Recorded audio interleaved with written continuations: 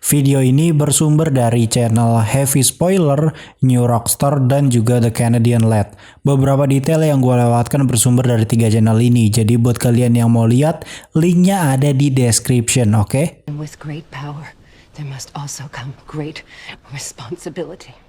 Hello Brovers, Spider-Man No Way Home akhirnya dirilis juga secara digital dengan kualitas Full HD, bahkan ada yang 4K. Tentu aja versi digital ini berbeda karena terdapat perbedaan dari kualitas gambar yang kita lihat di bioskop kemarin, serta CGI di sini tuh gue perhatikan kayak lebih mulus gitu ya dibanding bioskop. Tapi kali ini gue nggak akan membahas alur cerita No Way Home karena menurut gue kayaknya nanti nih bakalan terlalu mainstream. Walaupun nanti di awal video gue akan jelasin singkat ceritanya aja selama 5 menit. Nah kali ini gua itu bakal nge-breakdown seisi film scene per scene. Ya mumet-mumet dah gua ini bikin skripnya, tapi nggak apa-apa dah. Gua tetap menikmati karena ternyata banyak hal yang terlewatkan ketika di video-video sebelumnya. Bahkan lo yakin detail-detail ini bikin orang mind blowing. Penasaran? Welcome back to Clip on X Breakdown. Oke, gue jelasin seisi filmnya dulu secara singkat banget. Filmnya ini sebenarnya menceritakan kelanjutan kisah dari nasibnya Peter Parker yang baru aja dibongkar identitasnya secara terang-terangan oleh Mysterio. Jadi timeline film ini tuh benar-benar after Far From Home banget. Karena fitnah yang dilontarkan Mysterio, Peter dibenci oleh banyak orang akhirnya. Bahkan itu berdampak pada teman-temannya juga. Itu semua sangat mempengaruhi hidupnya Peter. Ia pun harus berurusan dengan pihak polisi karena fitnah tindakan kriminal dia itu. Dampak seriusnya adalah Peter, MJ, dan Ned gak bisa keterima di universitas manapun, apalagi MIT yang justru memblokir nama mereka. Ia pun terpikir untuk meminta tolong kepada teman sesama Avengers-nya yaitu Dr. Stephen Strange untuk melakukan sesuatu agar keadaan kembali berjalan normal. Wong sudah wanti-wanti gitu ya dari awal sebenarnya ke Dr. Strange untuk jangan gunakan mantra Runescove karena hal itu dapat mengacaukan kestabilan multiverse. Namun Dr. Strange tetap kekeh ketulang buat bantu Peter dan akhirnya dijalankan dah tuh mantra Runescove ini. Di tengah perapalan mantra, Peter kaget karena dia ini baru tahu bahwa semua orang akan lupa tentang dirinya seolah-olah dia tidak pernah exist di dunia. Maka dari itu, ia merequest beberapa orang untuk dikecualikan nih ceritanya. Namun karena banyak omong gini ceritanya ya, akhirnya mantra Runescove ini jebol dan akhirnya membuka pintu multiverse ke berbagai timeline universe alternatif yang ada. Peter pun diusir, kemudian ia langsung menyusul petinggi MIT yang sudah berada di jembatan George Washington tepat di atas sungai Hudson. Namun yang terjadi justru Peter bertemu dengan Dr. Otto yang terlempar ke universe ini dari tahun 2004 universe Sam Raimi. Peter pun berhasil mengalahkan Dr. Otto dengan mengambil alih sistem tentakelnya. Tapi tak lama dari itu Norman Osborn juga terpental dan mengacaukan semuanya. Peter pun dibawa ke Rubana Sanctum Sanctorum oleh Dr. Strange dan dijelaskan kalau semua orang dari universe alternatif yang mengetahui identitas Peter Parker adalah Spider-Man terpental ke universe ini dari masing-masing timeline juga. Maka dari itu Peter harus bertanggung jawab memulangkan mereka. Ada Norman dari tahun 2002 universe Sam Raimi, ada Lizard yang udah ketangkep sama Dr. Strange, dia berasal dari tahun 2012 universe Mark Webb, ada Electro dari tahun 2014 universe Mark Webb, kemudian ada Sandman dari universe Sam Raimi. Misi berikutnya berjalan dengan baik karena Peter berhasil menangkap Sandman dan Electro yang kebetulan berada di tempat yang sama. Sekarang tinggal Norman yang ternyata berada di Feast nih. Namun Bibi May tidak ingin mereka sekedar dipulangkan doang, melainkan Bibi May ingin mereka disembuhkan agar para villain ini dapat menjalankan kehidupan yang jauh lebih baik.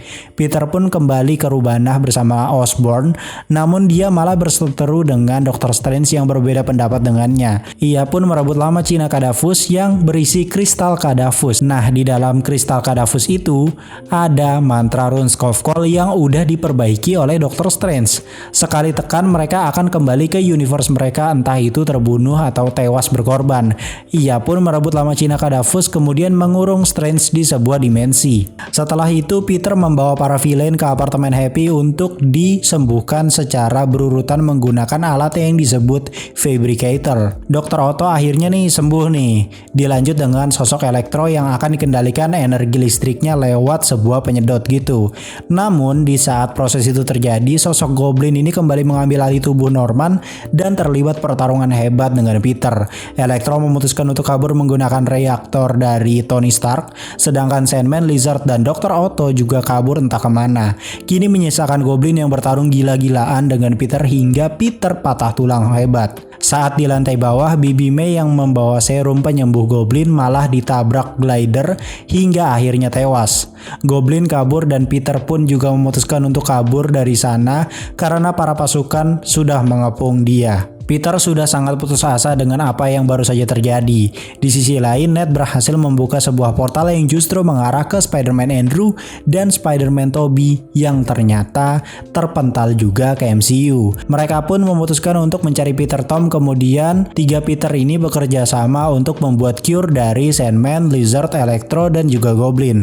Singkat cerita, Peter Tom menantang para villain dengan jaminan Lamasina Kadavus ke Liberty Stay 2. Dari situ mereka berencana menghabisi ketiga villain kemudian menyembuhkannya. Singkat cerita berhasil tuh tiga-tiganya sembuh. Namun saat ingin dipulangkan tiba-tiba Goblin datang meledakkan kristal Kadavus dan membuat Liberty Stay 2 roboh. MJ yang hampir tewas terjatuh berhasil diselamatkan Andrew. Kemudian Peter Tom terlibat one by one dengan Goblin hingga pada akhirnya ia tidak menjadi membunuhnya karena dilerai Peter Tobey. Tobey ditusuk sedangkan Tom langsung refleks menusuk leher Goblin pakai serum cure yang tadi.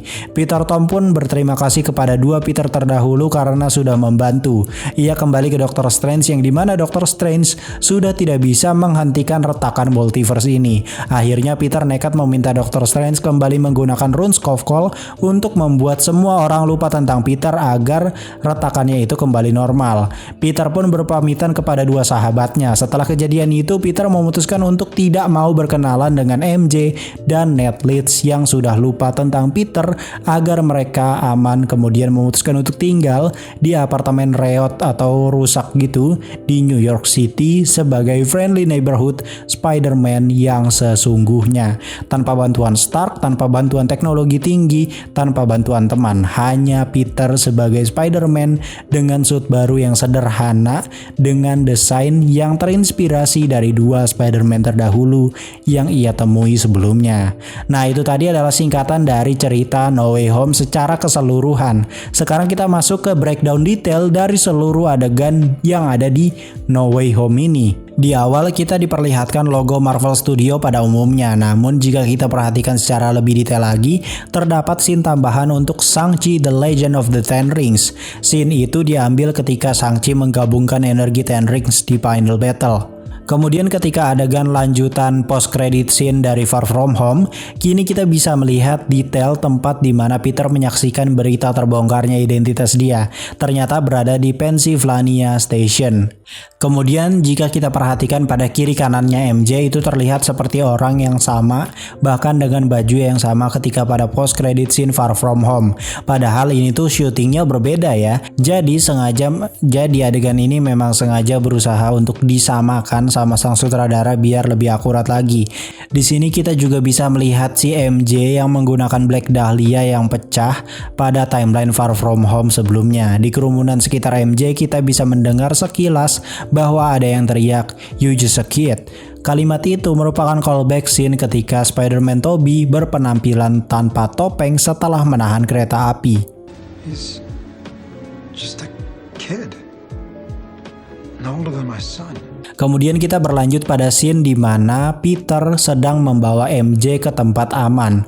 Jika kita slow motion, kita akan melihat Rogers the Musical yang memang Rogers the Musical ini sedang gencar-gencarnya di series Hawkeye yang menampilkan acara musical untuk jasa para Avengers pada Battle of New York tahun 2012. Kemudian di scene berikutnya kita juga akan melihat 3 detail menarik.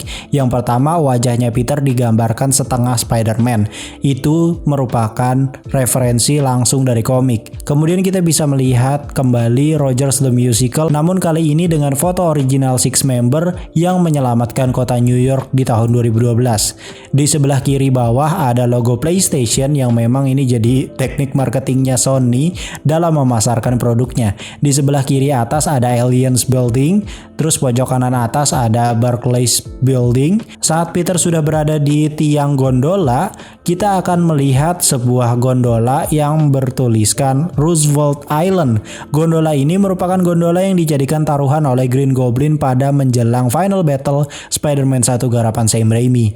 Tidak hanya itu, nama Roosevelt itu sendiri mengacu pada kereta Roosevelt yang menjadi tempat laboratorium rahasia yang dijalankan oleh Richard Parker di The Amazing Spider-Man 2 garapan Mark Webb. Nah, ini yang gua lewatkan nih dari video sebelumnya sebenarnya.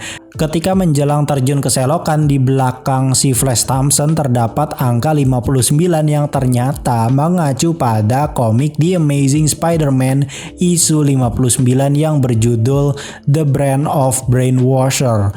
Kata brainwasher itu akan mengartikan pencuci otak ya. Nah, itu jadi clue bahwa mantra Runskov-Call sifatnya mencuci otak semua orang soal ingatan mereka tentang Peter Parker di film ini.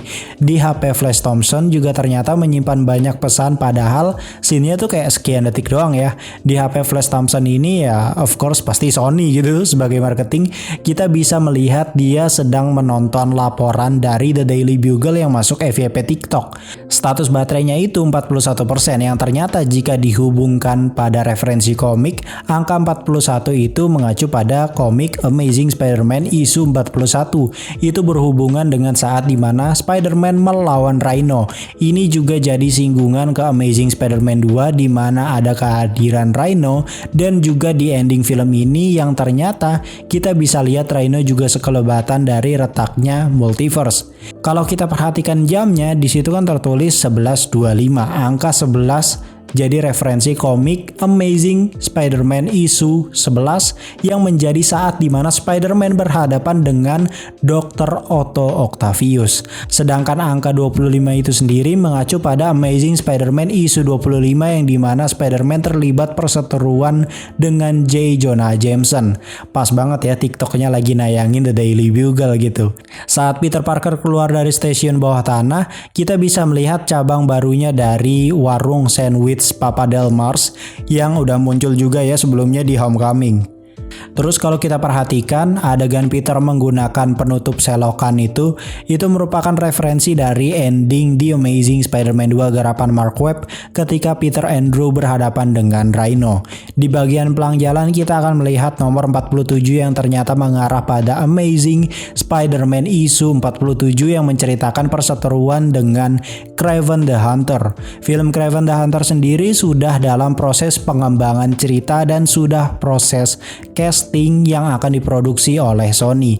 Kraven the Hunter sendiri akan diperankan oleh Aaron Taylor. Oke, kanyut. Saat adegan di apartemen Bibi May, kita bisa melihat pintu dari Bibi May bernomor 18 yang ternyata lagi-lagi ini mengarah pada komik Amazing Spider-Man isu 18 yang dimana Spider-Man berkonfrontasi dengan Sandman.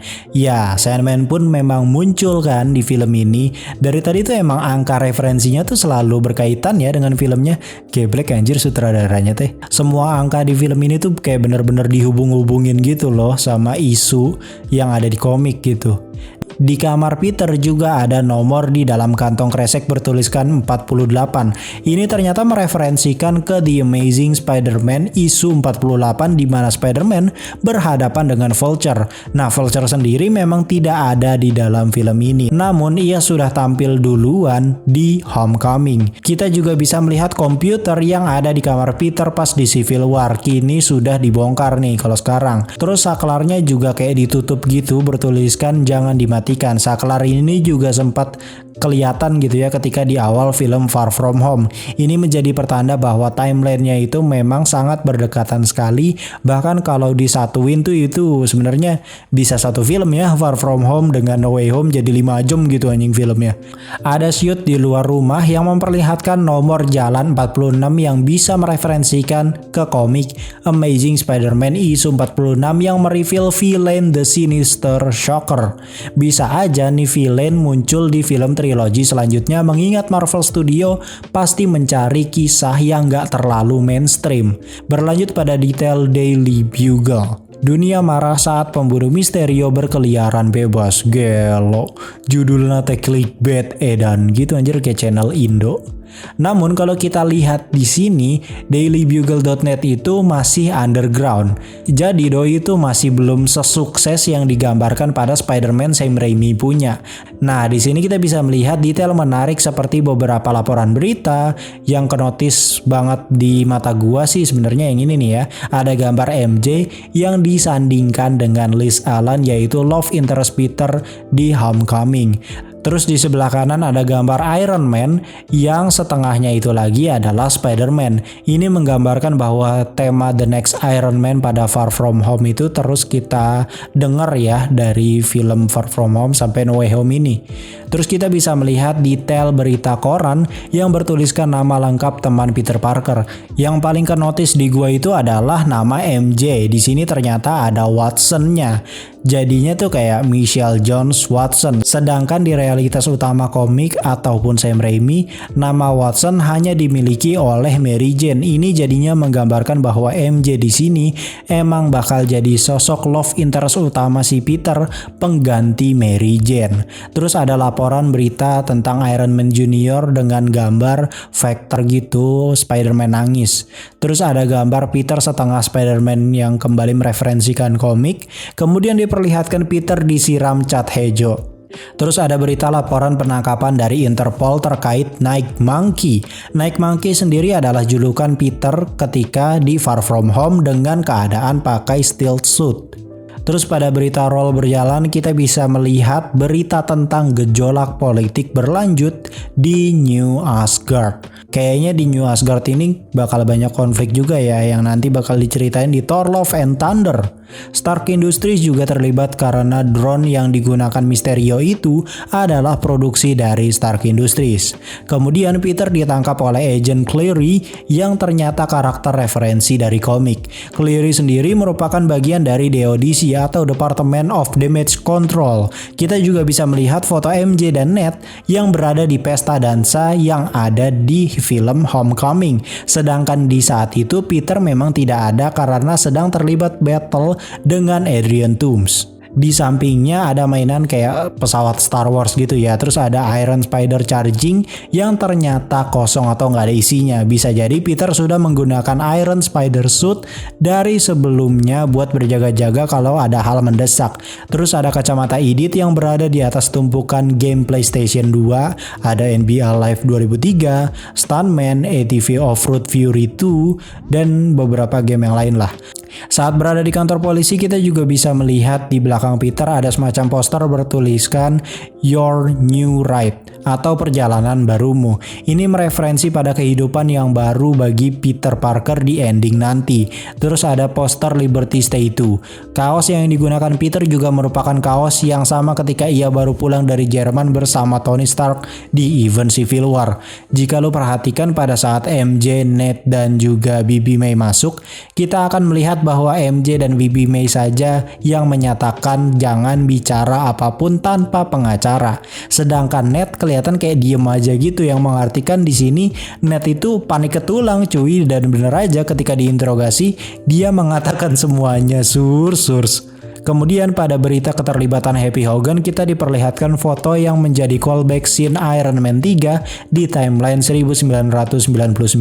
Kemudian terdapat cameo harapan semua orang yaitu Matt Murdock yang diperankan oleh Charlie Cox atau Cox gitu bacanya, gue lupa. Di belakang Peter ada sebuah koran bertuliskan Web of Destruction yang mengacu pada kejadian kapal kebelah dua di Spider-Man Homecoming.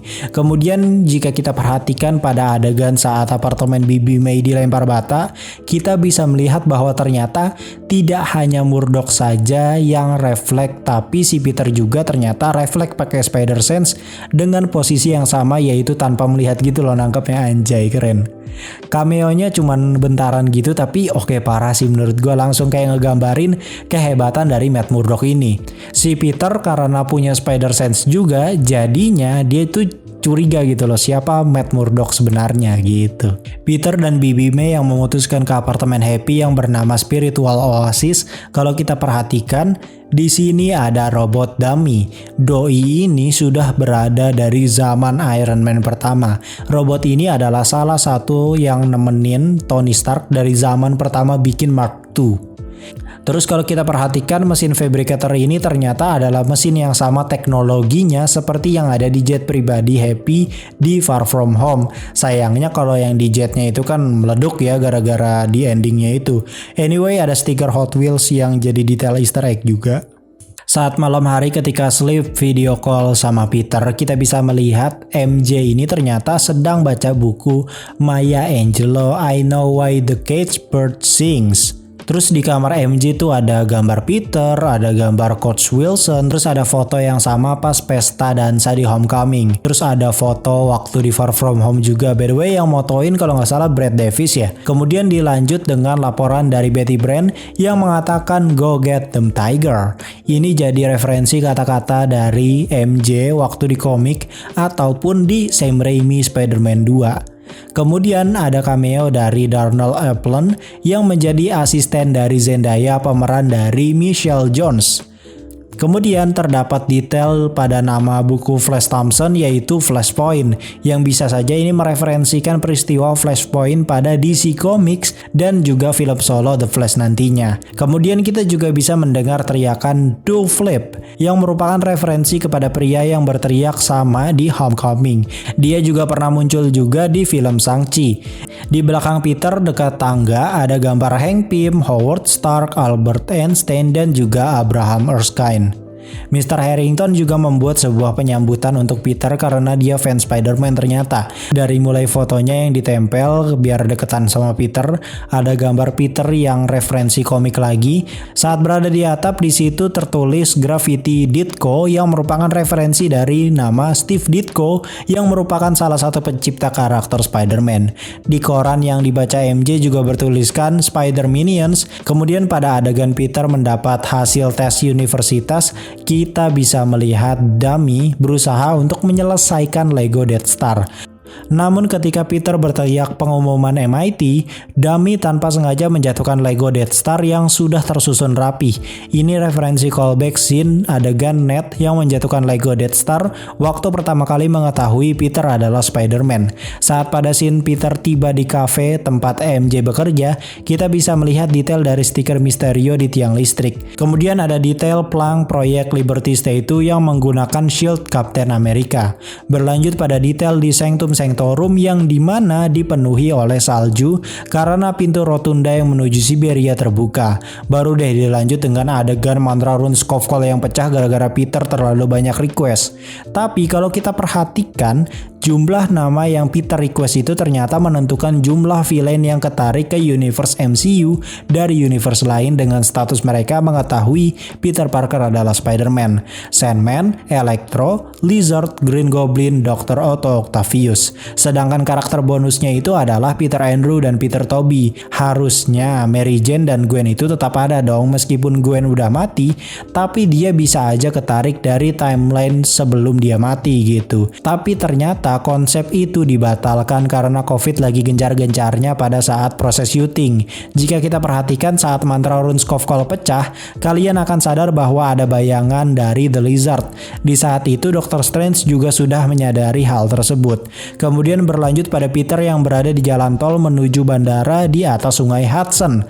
Kalau kita perhatikan saat Peter melacak wakil rektor MIT, kita bisa melihat di pojok kanan atas bahwa Edith sedang offline. Itu dikarenakan kacamata Edith sedang ditahan oleh pihak DODC. Kemudian kita juga bisa melihat detail helikopter yang meliput Spider-Man di lokasi itu. Ternyata adalah Daily Bugle. Gokil nggak tuh? Tadinya dia cuman kayak underground dalam studio kosan gitu, terus sekarang punya helikopter cuy. GG parah emang J. Jonah Jameson. Nah sekarang gue minta lu slow motion adegan ini, kemudian kalian perhatikan secara detail. Nanosuit Peter itu tersimpan di sebuah device yang diletakkan di pinggang dia. Mungkin karena dia lagi pakai ikat pinggang makanya dipasang di situ ya. Itu berarti jenisnya itu sama persis kayak punya Tony Stark, cuman mungkin lebih kecil lagi yang ini device-nya. Kalau Tony itu di dadanya sekaligus jadi arc reactor kan. Nah, hal ini juga kita bisa lihat di saat Iron Spider Suit menempel di tubuh Peter di Infinity War. Tertempelnya itu kan di bahu dia. Itu berarti device sekecil ini memang portable banget sesuai dengan kebutuhan Peter yang memang ingin menggunakan suit jauh lebih cepat. Itu semua dikarenakan Tony selalu belajar dari kesalahannya, bahkan tidak hanya ia terapkan pada dirinya sendiri tapi pada Peter juga dan orang lain juga mungkin. You gotta let go. I'm gonna catch you. But you said save the wizard.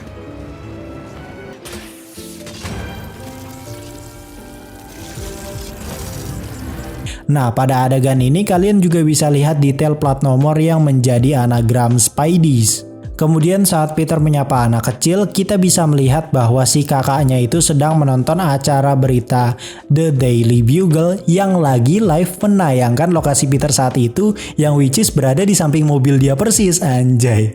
Kita juga dapat easter egg plat nomor lagi di mobil wakil rektor yang bertuliskan 63A5M atau bisa jadinya tuh 63ASM. Ini jadi referensi Amazing Spider-Man issue 3 yang dirilis tahun 1963. Pada komik tersebut merupakan saat pertama kalinya Spider-Man berhadapan dengan Dr. Otto Octavius. Dan pas banget pada adegan ini Spider-Man Tom baru pertama kali melawan Dr. Otto yang terlempar dari tahun 2004 di universe Sam Raimi. Kemudian kita juga bisa lihat buku Flashpoint yang ternyata sedang dibaca oleh wakil rektor MIT. Sedangkan jika kita lihat data sebelumnya, Flash memang sempat memberikan buku itu mungkin sebagai hadiah dari Flash karena dia keterima di MIT. Kemudian pada nomor taksi di situ tertulis 1228. Angka 12 mereferensikan komik The Amazing Spider-Man issue 12, sedangkan angka 28 mereferensikan komik The Amazing Spider-Man issue 28. Mobil yang dinaiki wakil rektor MIT sendiri ternyata adalah Hyundai Creta yang menjadi salah satu sponsor film ini. Nah, di sini kita bisa slow motion lagi bahwa device kecil itu menjadi bukti tempat asalnya si nanotech suit Peter Parker, karena ketika dia suit up, dia tuh kayak nanotechnya berasal dari sana gitu cuy. Perfect banget cuy, asli detailnya tuh kayak begini diperhatiin banget ya sama Marvel. Baru deh datang Dr. Otto Octavius bilang the power of the sun in the palm of my hand. Anjay, itu aing sampai apal anjir. Nah, kalimat itu menjadi scene callback Spider-Man 2 garapan Sam Raimi. Terus Dr. Otto juga ngomong begini. Ini jadi referensi saat Dr. Otto punya kesempatan menahan MJ di Sungai Hudson. Saat suit Peter ditarik hingga lepas bagian, kita dapat scene callback lagi di mana Dr. Otto sudah tahu tentang nanoteknologi yang sebenarnya pernah disinggung di Spider-Man 1, di mana Peter Tobey juga membaca tentang penelitian nanotech milik Dr. Norman Osborn. Saat tentakelnya itu diambil alih Peter, Dr. Otto sempat ngomong, dengarkan aku, anjay. Itu ternyata jadi callback adegan ending Spider-Man 2 garapan Sam Raimi ketika dia berusaha untuk mengendalikan tentakelnya lagi. Saat Peter menyelamatkan wakil rektor MIT, kita juga bisa lihat detail keren saat nanoteknologi kembali masuk ke device yang ada di pinggangnya Peter. Ini keren banget sumpah detail kayak gini tuh. Kemudian Peter juga memperlihatkan secara jelas device kecil yang ia gunakan untuk menyimpan nanotech suitnya. Tak lama dari itu kita juga bisa melihat callback scene lagi ketika Pumpkin Bomb mendarat di Spider-Man 1 garapan Sam Raimi.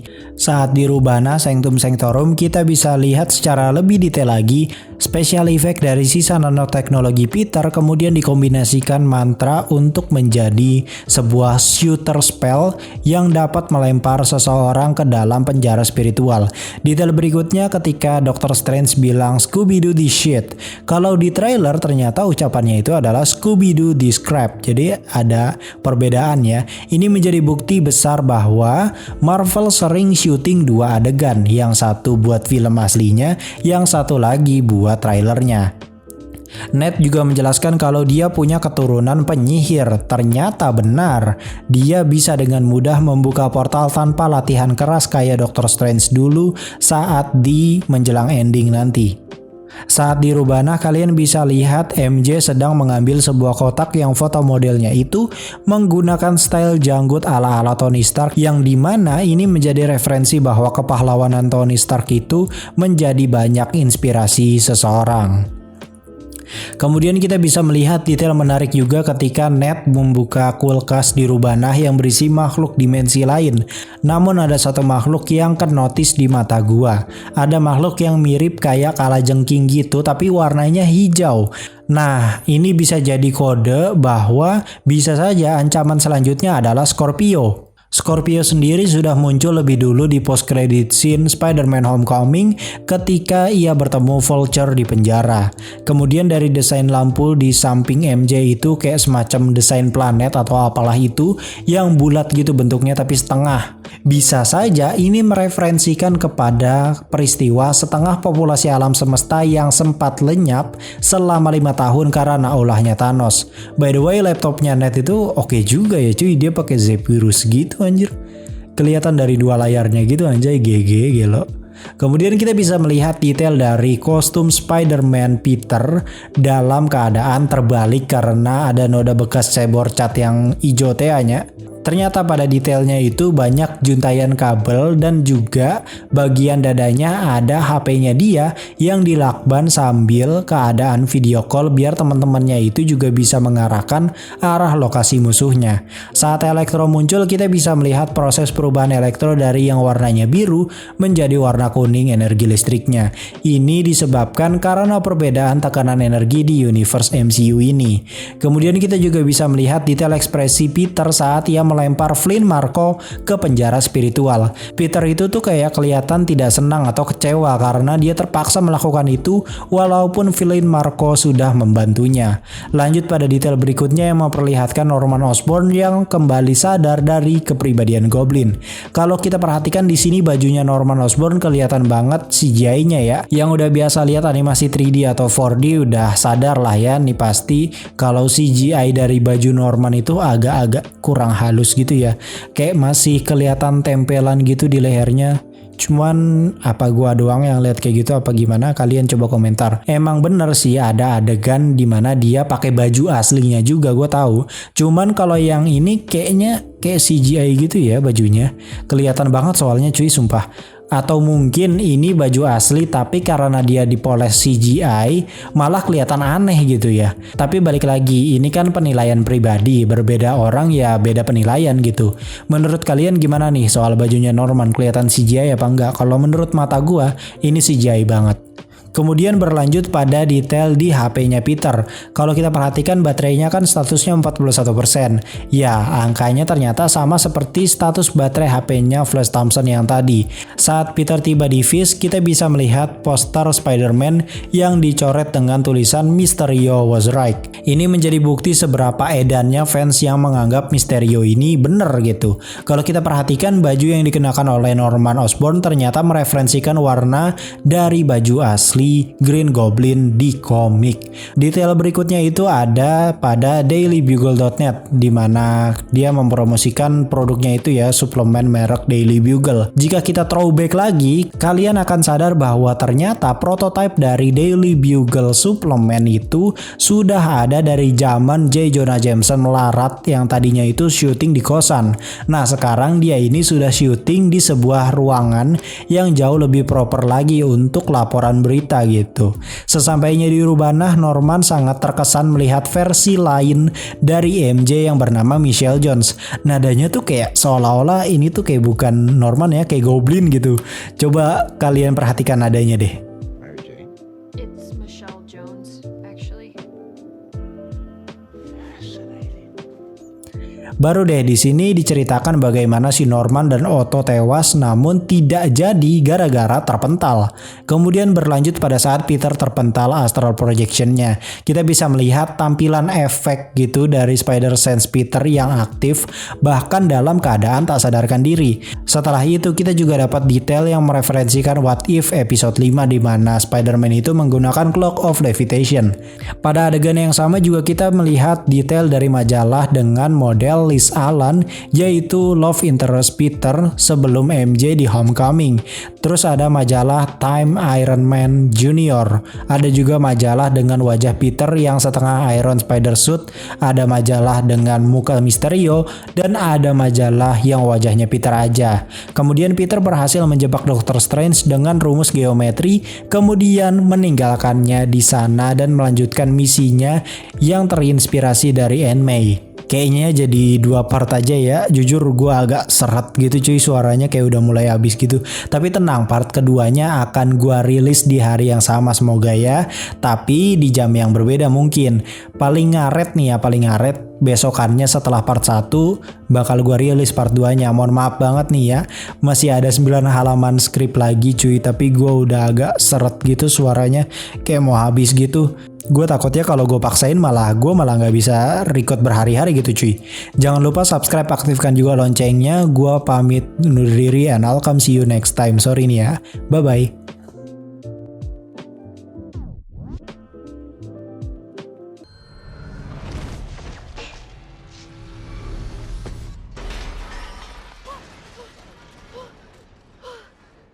Are you okay?